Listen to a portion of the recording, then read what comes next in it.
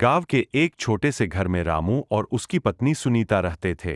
रामू एक लकड़ी काटने वाला था जो दिन भर जंगल में पसीना बहाकर अपनी रोजी रोटी कमाता था। सुनीता एक साधारण परंतु अत्यंत धैर्यवान और समझदार स्त्री थी। दोनों की जिंदगी में साधन कम थे पर सच्चा दोनों की जिंदगी में साधन कम थे पर सच्चा प्रेम बहुत था। एक दिन रामू को गांव के एक साहूकार ने धोखे से अपने कर्ज में फंसा लिया। रामू अनपढ़ था, उसने बिना समझे दस्तखत कर दिए और कुछ ही समय में उनका घर, खेत सब गिरवी चला गया। वह हर रोज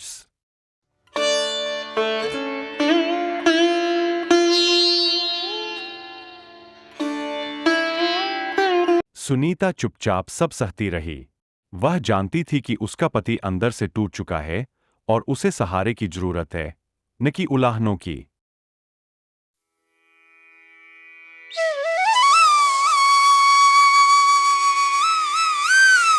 सुनीता ने धीरे धीरे अपने धैर्य और मेहनत से हालात बदलने की ठानी।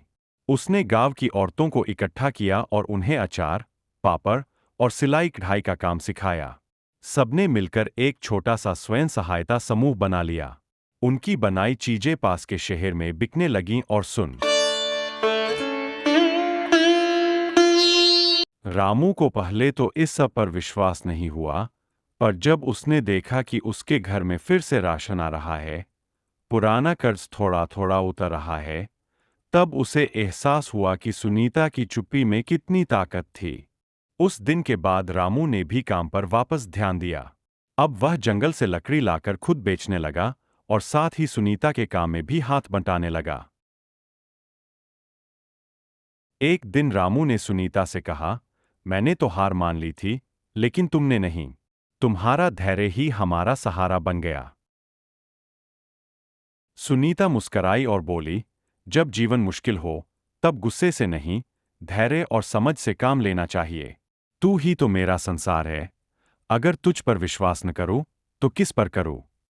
धैर्य केवल एक गुण नहीं, बल्कि कठिन समय में जीवन की सबसे बड़ी ताकत होता है। एक धैर्यवान पत्नी सिर्फ अपने परिवार को जोड़कर नहीं रखती, वह उसे नई राह भी दिखा सकती है।